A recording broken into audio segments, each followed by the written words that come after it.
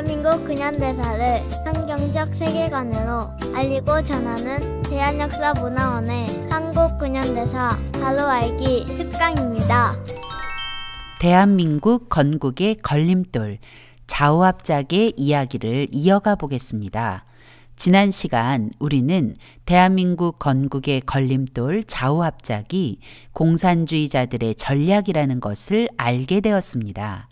대표적으로 좌우합작을 외치며 만든 건국준비위원회가 실상은 공산정권 창출을 목적으로 하는 건국의 걸림돌이었다는 사실도 들었습니다. 게다가 미국의 모호한 좌우합작 정책이 우리의 건국을 늦추는 한 요인이 되었다는 사실도 알게 되었죠. 오늘은 좌우합작으로 무산될 뻔한 대한민국 건국의 위기 순간들을 살펴보도록 하겠습니다. 해방 후 혼란에 빠진 한반도의 독립 문제가 드디어 국제회의에서 논의되었습니다. 그 회의가 바로 모스크바 3상 회의입니다. 모스크바 3상 회의는 1945년 12월 16일부터 26일까지 열흘간 소련 모스크바에서 열린 회의입니다. 3상 회의란 영국, 미국, 소련의 외무장관들이 주도한 회의라서 붙여진 명칭으로 영국의 어니스트 베빈, 미국의 제임스 번즈, 소련의 바체슬라프 몰로토프가 2차 세계대전 후 처리해야 할 국제 문제에 대해 논의한 회의입니다. 2차 세계대전 중이었던 1943년 11월 카이로 회담에서 한국의 독립 문제가 처음 거론된 이후 곧이어 테헤란에서 한국 독립에 대한 좀 더 구체적인 이야기가 거론되었는데 그 핵심은 한반도의 완전한 독립까지 4개국의 신탁 통치 기간이 필요하다는 것이었습니다. 소련은 테헤란 회담을 근거로 모스크바 3상 회의에서 한반도의 신탁 통치를 제안했고 미국도 그 의견에 동의했습니다. 그러나 신탁 통치의 실행 방법과 절차를 논의하는 과정에서 미국과 소련은 서로 다른 입장을 취하며 충돌하게 되었습니다. 미국은 소련에 의해 분단된 한반도의 분단 상황부터 원상 복구되어야 한다고 주장했습니다. 현재 둘로 갈라진 한반도의 행정을 하나로 통일한 후 네 나라가 5년에서 10년 동안 신탁 통치를 하면서 한반도의 완전한 독립을 추진하자는 것이었죠. 그러나 소련은 한반도의 행정 통일과 분단 정지 등 모든 문제를 미소 공동위원회를 구성하여 상의한 후 그 결정에 따라 처리하자고 주장했습니다. 소련의 주장대로라면 미소 공동위원회에서 미국과 소련이 합의하지 못하면 한반도의 분단 상태는 계속되는 것이었습니다. 미국이 소련의 강력한 주장에 마지못해 동의하며 한반도에 미소 공동위원회를 설치하여 미소 공동위원회의 결정에 따라 한반도에 임시정부를 설치하고 5년 동안 신탁 통치를 통해 한반도의 독립을 도모한다는 결정을 내렸습니다. 신탁 통치 소식이 한반도에 들려오자 이승만 박사와 김구 선생을 비롯한 우익 진영은 신탁 통치를 강력히 반대했습니다. 더구나 임시정부를 구성하는 문제에서 좌우합작 임시정부를 구성한다는 것은 도저히 받아들일 수 없는 일이었죠. 모스크바 3상 회의를 통해 미소 공동위원회가 결성되고 좌우합작 임시정부의 이야기가 오고 가자 이승만 박사는 좌우합작과 신탁통치 반대 운동을 펼치며 1946년 4월 15일부터 영남 지역을 시작으로 전국 유세를 시작했습니다.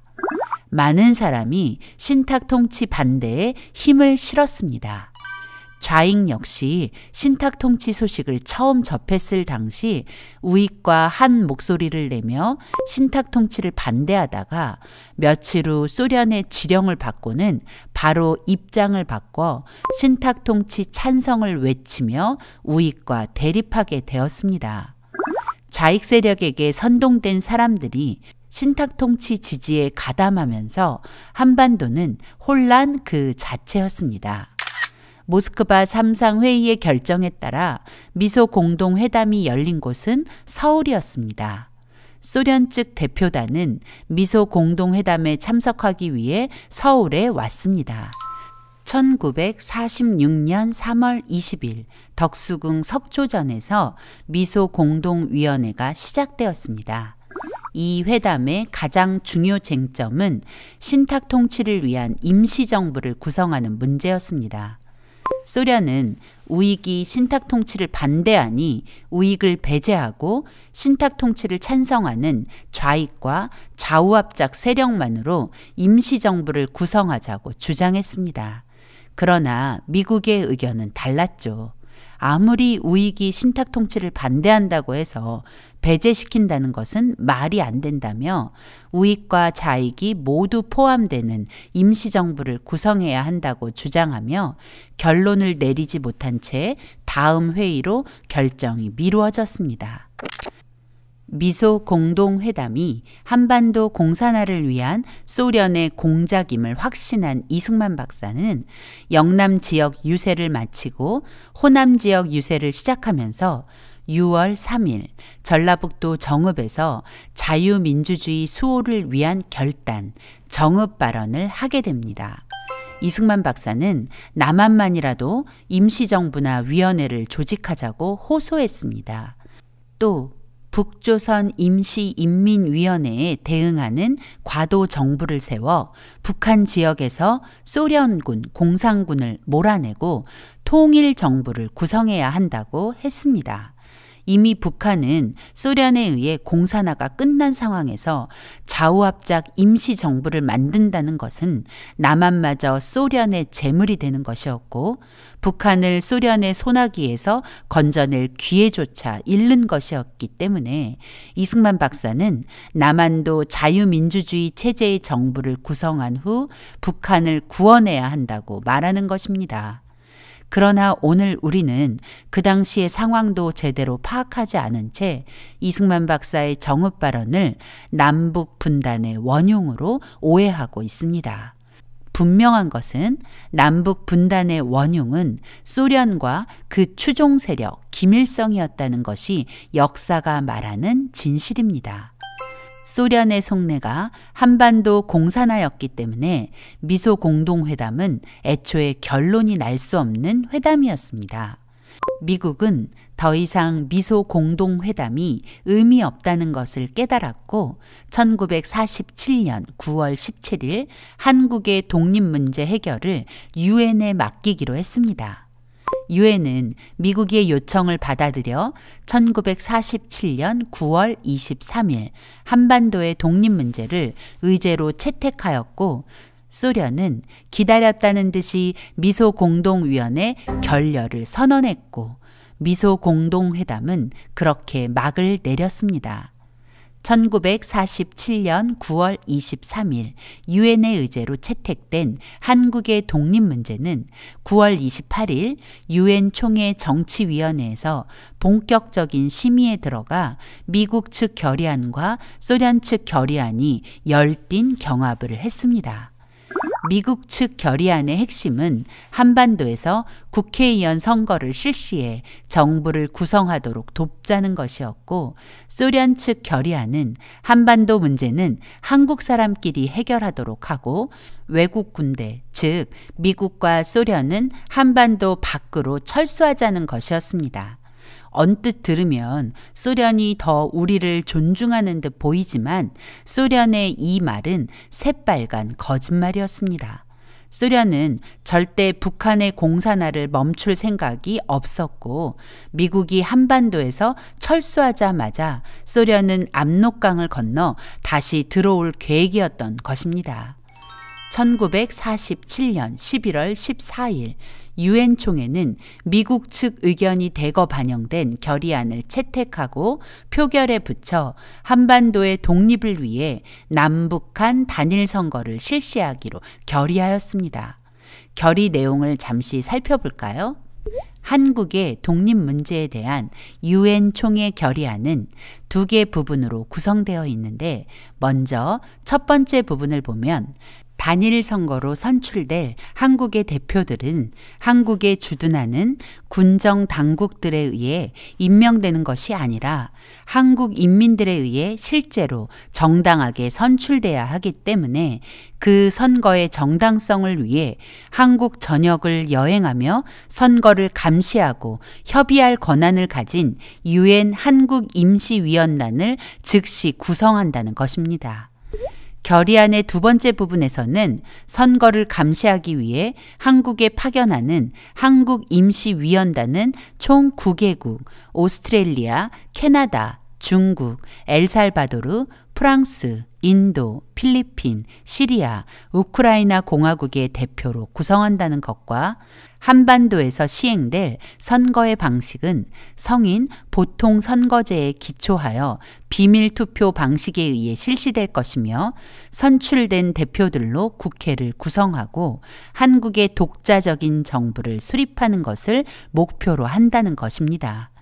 또 선출될 대표들의 수는 각 선거구의 인구 비례로 선출한다는 것이며, 이 모든 선거는 한국임시위원단의 감시하에 실시되어야 한다는 것입니다.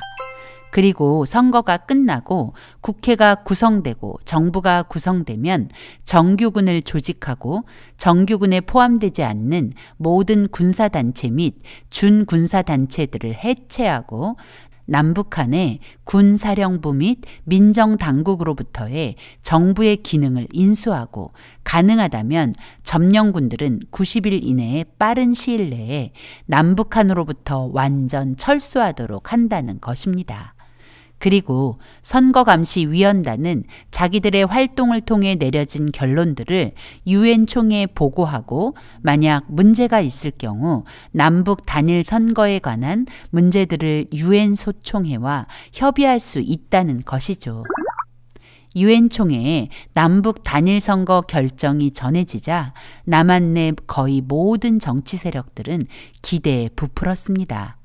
해방 후 2년이 지나도록 온전한 독립을 이루지 못한 상태에서 이제야 독립된 정부가 구성되는구나 라는 생각을 하니 감격스러울 것입니다. 우익 진영에서는 유엔 총회의 남북 단일 선거 결의가 발표되자마자 유엔 결정 감사 및 선거 촉진 국민대회를 개최하기도 했습니다. 그러나 북한은 단일 선거 결사 반대를 외치며 유엔의 결정을 받아들일 수 없다며 반발했습니다. 그런데 남한에서도 심상치 않은 기류가 발생했습니다. 이승만 박사는 남북 단일 선거를 해서 정부를 구성하고 한반도에서 소련을 몰아내자며 유엔의 결정을 환영한 반면, 이제껏 이승만 박사와 한 목소리를 내던 김구 선생은 남북 단일 선거를 반대한다며 북한 편을 들기 시작한 것입니다.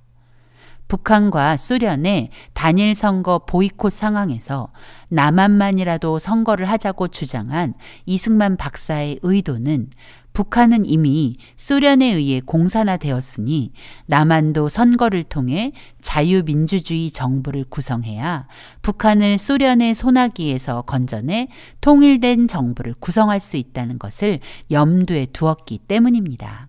그러나 김구 선생은 북한의 상황을 제대로 파악하지 못하고 북한과 분단되는 것만을 염려했던 것이죠.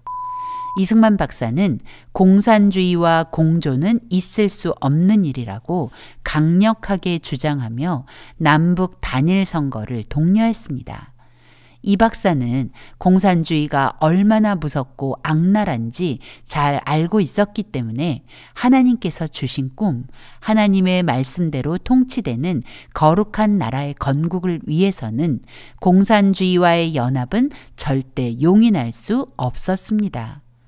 그러나 김구 선생은 체제야 어찌되든 통일만 하면 된다는 생각에 빠져 통일된 나라의 건국을 위해서는 공산주의와 손잡는 것이 문제가 안 된다는 입장이었던 것이죠. 그리고는 자신이 이 문제를 해결해 보겠다며 1948년 4월 19일 38선을 넘어 북한으로 김일성을 만나러 갔습니다. 김구 선생은 북한에 가서 김일성과 430 공동선언을 했습니다. 이 선언의 핵심은 선거를 절대 안 할 것이고 한반도에서 외국 군대, 미군 철수를 하기를 강력히 주장하고 우리 민족끼리 잘해보자는 것이었습니다. 즉, 북한과 손을 잡고 좌우합작의 길을 가자는 것입니다. 북한에 간 김구 선생은 공산화된 북한의 실상을 보았고 지금 당장이라도 북한이 남한을 침략한다면 남한은 완전히 망하게 될 것도 알게 되었습니다. 그러나 남한으로 돌아온 김구 선생은 북한의 실상에 대해 그리고 공산주의에 대해서도 그 어떤 말도 하지 않았습니다. 김구 선생은 한반도의 위험을 보았으면서도 그 위험을 경고하지 않은 무책임한 사람이었다는 것이 씁쓸한 팩트입니다. 김구 선생의 침묵은 언젠가는 반드시 재평가되어야 할 것입니다. 그러나 그런 일은 지금도 여전히 진행 중입니다. 2000년 6.15 공동선언이나 2007년 14 남북 정상선언은 절대 연합할 수 없는 적과의 연합이었습니다. 연방제 통일은 대한민국을 공산주의의 제물로 바치는 적화 통일이라는 것을 정말 저분들은 모르고 있었는지 묻고 싶습니다. 그리고 지난 정권의 판문점 선언 역시 김구 선생의 430 선언과 같은 적과의 연합, 적화 통일을 찬성하는 가짜 평화 협상이었다는 것을 잊지 말아야 합니다. 우리나라는 자칫 잘못하면 건국도 하기 전에 공산화되어 대한민국이라는 이름도 가지지 못할 뻔했습니다. 그 당시 상황으로 본다면 공산주의 나라가 되지 않은 것이 신기할 정도입니다. 이승만이라는 깨어있는 하나님의 사람이 공산주의와 연합하려는 좌우합작을 철저히 반대하며 막아선 결과 우리가 오늘 이 자유를 누리고 있다는 것에 감사해야 합니다. 대한민국 건국을 방해한 좌우합작은 그럴듯해 보이는 신기루에 불과했습니다. 그런데 지금도 좌우합작에 대한 삐뚤어진 기대감이 대한민국에 가득 차 있습니다. 우리는 과거 대한민국 건국 전 3년의 역사를 통해 절대 연합할 수 없는 적들과 연합하려는 모든 시도를 끊어내야 할 것입니다.